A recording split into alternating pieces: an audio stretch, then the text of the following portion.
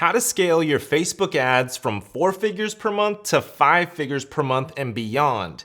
In this video, I'll be showing you some of the strategies that me and my team use to take Facebook ad accounts to the next level while getting customers at an even lower cost.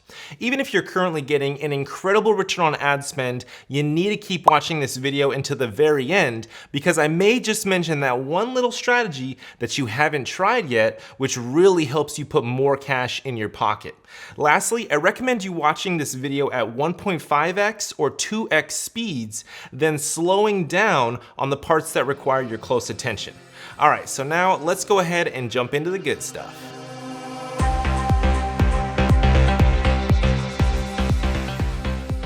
All right, so before we jump into it, just want to quickly tell you about two things. The first thing is my free course. Now, if you're wanting to learn all about Facebook ads, how to build messenger bots, how to write sales copy, then you gotta get access to my 100% free course by going to freebosslifestyle.com. I got a ton of video content in there teaching you all about Facebook ads, messenger bots, all that kind of stuff, as well as a bunch of templates. So you actually get a free messenger bot template, which is called the Shop in Messenger template. It's a $47 template that we sell on the website, but you get it for free inside the course. You also get 2 free ClickFunnels templates that are full out sales funnels or lead gen funnel if you're more into that, and that is in the course as well. So go over to freebosslifestyle.com either right now or after this video and get access to the free course. And the second thing is, if you're wanting to just outsource this Facebook ad stuff and it's not for you and you don't want to have the time to learn this stuff, then you can just hire me and my team to do it all for you. We work with tons of different clients. We do an exceptional job, if I may say so myself. No, but if you're wanting to get more information on working with me and you want to jump on a call with me, then head over to evolvemedia.agency.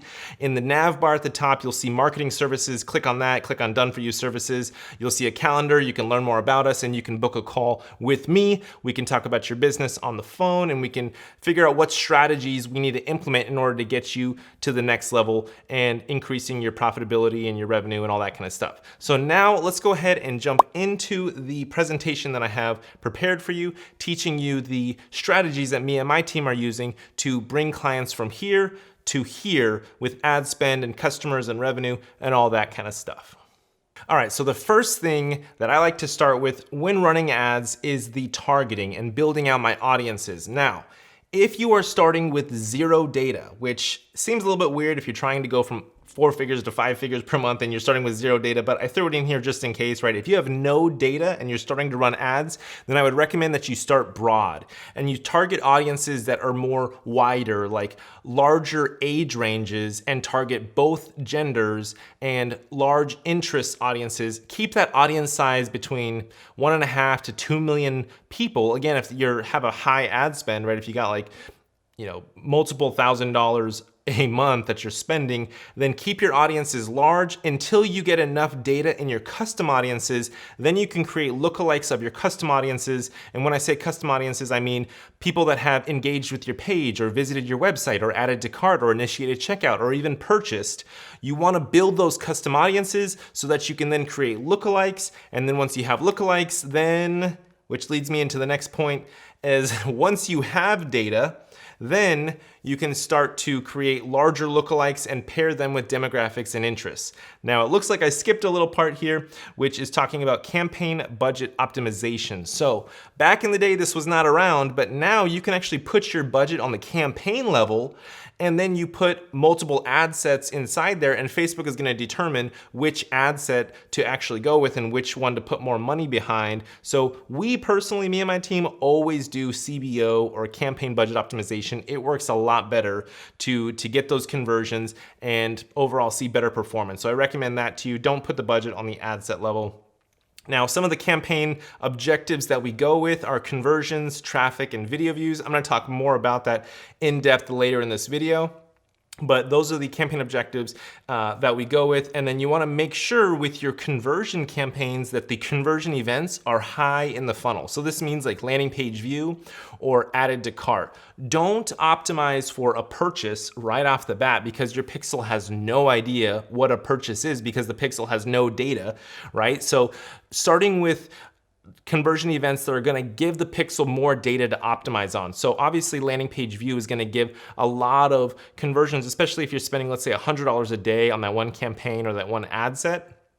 then you're gonna have, we see roughly 50 cents to $1.50 for a landing page view. So that's a lot of data, a lot of landing page views that are happening on a daily basis to then get that data back to the pixel so the pixel can optimize on. And then as the ads continue to run, you'll start to get more add to carts, you'll start to get more initiate checkouts, and then that data is when you can move your conversion event deeper in the funnel and optimize for those deeper in the funnel type of conversion events. Now, back to if you do have data, then I would definitely recommend going with lookalikes. Lookalikes are always priority. 2% and 3% lookalikes are gonna be pretty good.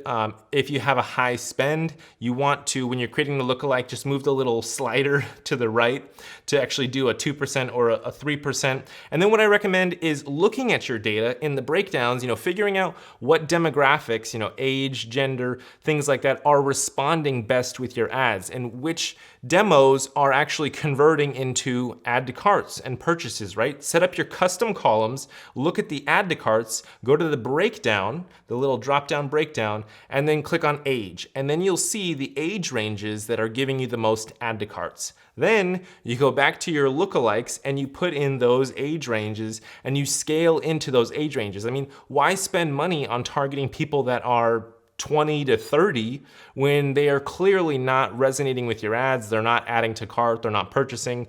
When you do see that 30 to 50, there's a lot of people in that age range that are adding to cart and purchasing. So you definitely want to use the breakdown little drop-down menu, go to the by delivery, click on breakdown, by delivery, and then age, and then you can go to gender and you can see between males and females, which ones are more giving you that conversion event that you're after. Add to carts, purchases, initiate checkout, landing page views, things like that. Next, audience size. Now you wanna make sure your audience size is comparable or relatable to your actual ad spend. If you've got a high ad spend, like $100 to $500 per day in that one campaign or with that one ad set, then you wanna have an audience size of 1 million to 3 million, right? 1 million to 2 million, anything like that. Don't have an audience size of 100,000 when you're spending bigger money because your frequency is just gonna be jacked up and you're not gonna see the performance. And by all means, split test this, right? I'm just giving you my 2 cents on it. So split test this and see what works for you, but just keep in mind your audience size and your budget and how much you're spending on that actual campaign to make sure that there is some kind of relativity going on there. All right, so continuing on with the targeting and pre-planning and creating these saved audiences and all around targeting, right? You wanna use qualifying audiences to reach people with money.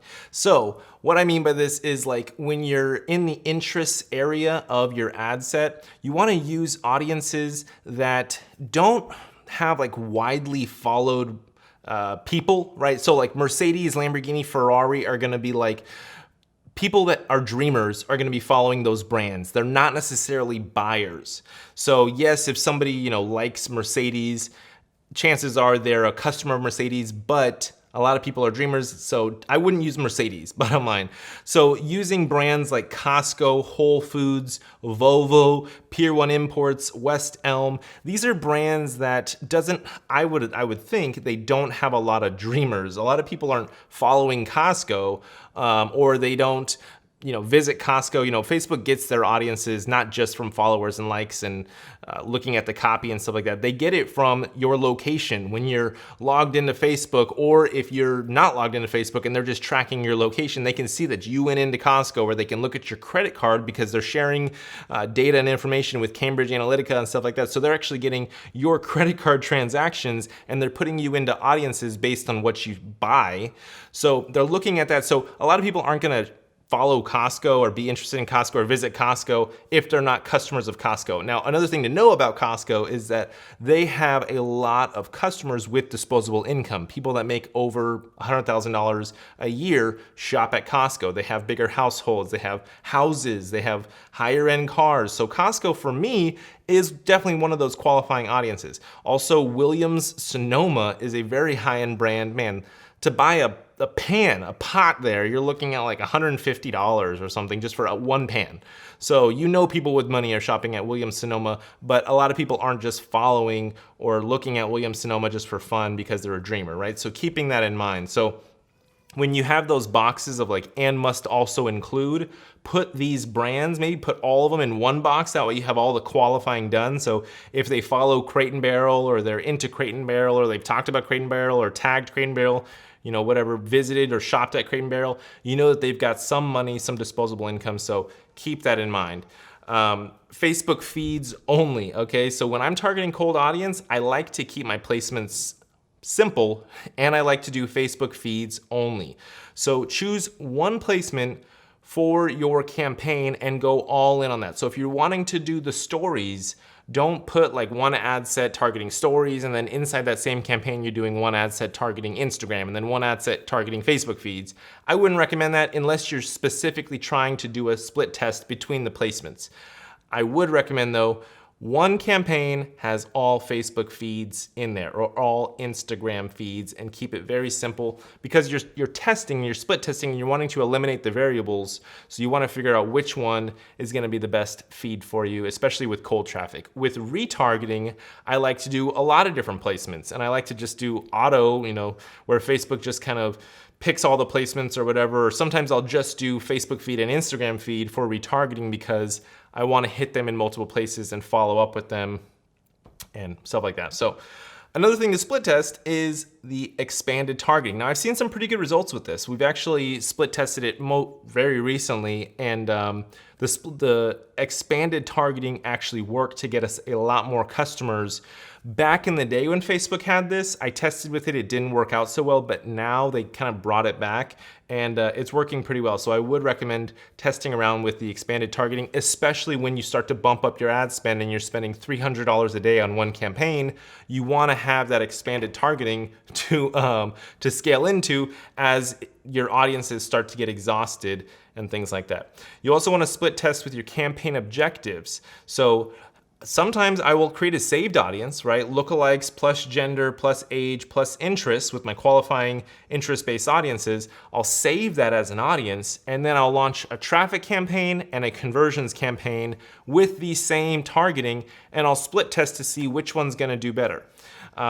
It's kind of crazy to see, like sometimes traffic does way better to get purchases, sometimes conversions does way better to get purchases. So split test around with the actual campaign objectives. Don't just stick to conversions. That's what a mistake I see is a lot of people just do conversion campaigns optimizing for purchases. That's another thing, is mess around with your conversion events. Don't just optimize for purchases, optimize for add to carts. Like I mentioned before, higher in the funnel is gonna have more conversion events happening, which gives Facebook more data to optimize on. So optimize for add to carts or initiate checkouts.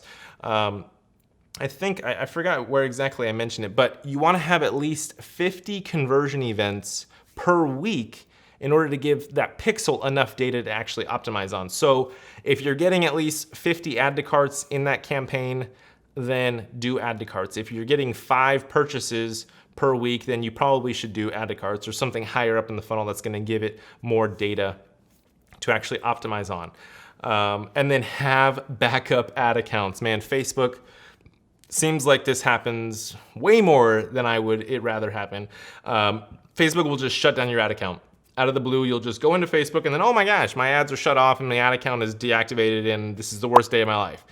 And it definitely feels like the worst day of your life. So I definitely recommend having backup ad accounts and spending money and running ads in 2 or 3 ad accounts all at once, so that if one of those gets shut down, whether it's your fault or it's Facebook's fault, you still have that backup already running ads warmed up, and you can easily just launch some new ads and scale up the spend in that secondary ad account. Have 3, have 4, if you have a very high spend, like I have a client that spends $50,000 per month. So I told her, go ahead and have 3 or 4 ad accounts running at all times, where you have ads running live, you know, multiple $1,000s per month in each ad account, so that you're warmed up and you're ready. And then you want to also have multiple pixels, because if one ad account gets shut down, they may also shut down the pixel, and then all that data is lost. So having backups when you're at a high spend is crucial. All right, so we talked a lot about the targeting. Now let's just talk a little bit about the campaign objectives. Now I mentioned before, conversion campaign, traffic campaign, video views. Conversions, like I said, you need 50 events per week to optimize on. If you have a low budget, then you should choose something higher in the funnel, like a landing page, view, or an add to cart, or a view content, things like that. If you have a higher budget, then go for something lower in the funnel, like initiate checkout or purchase. For traffic, I recommend doing landing page views. It's better than clicks. If I was doing retargeting, sometimes I'll mess around with traffic for clicks, but usually landing page views is gonna be my go-to. Another thing you need to look out for is with the traffic campaigns, I don't know why this happens, but Facebook will just turn off your pixel tracking on the ad level. So always, when you're launching a traffic campaign, check your ads to make sure that your pixel conversion tracking is on. After you've launched your ads and they're in review and stuff and you're going through your final checklists and stuff, just make sure that your ads have the pixel tracking. I don't know why, it just turns it off, it's very frustrating. And then next, use Canvas pages to warm up cold audiences. These actually work very, very well and I love them. They're instant experiences or Canvas pages. They load instantly. I'll talk more about it here in a second, but Canvas pages work really well for the traffic landing page views objective.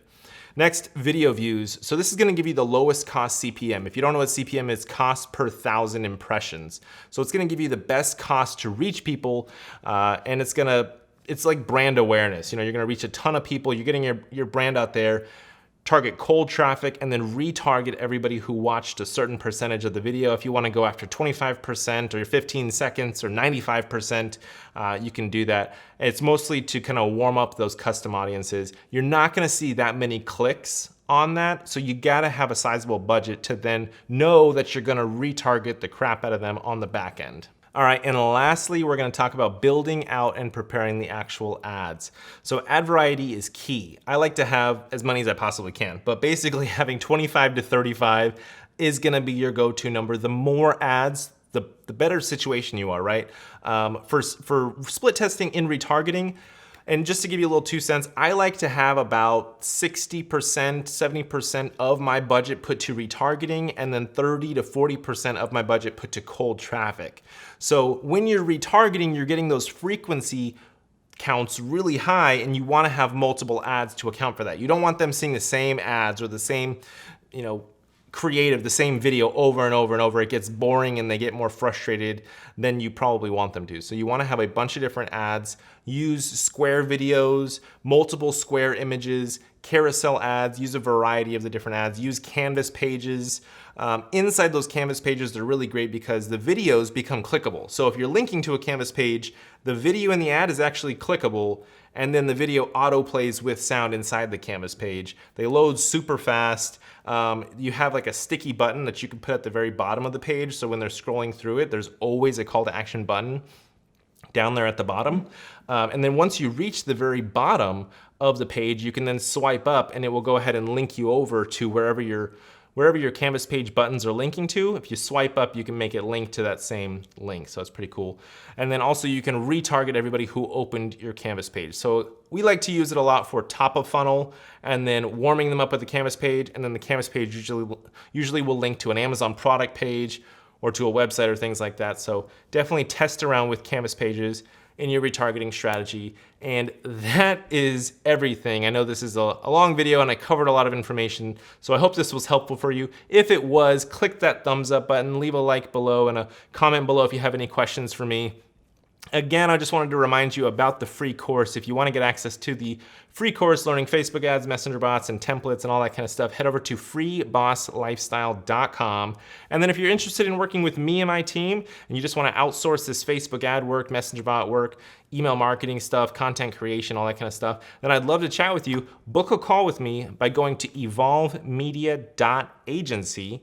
Hit the marketing services in the nav bar, go to the done for you services page. You can see a calendar of mine. You can book a time right in my calendar. We can either jump on Zoom, WhatsApp, Skype, the phone, a bunch of different ways to talk. So if you're international, we can talk on one of those internet platforms. Even Facebook Messenger works. So we look forward to speaking with you on the phone. Be sure to visit evolvemedia.agency. Thank you so much for watching this video, and I will catch you in the next one. Peace.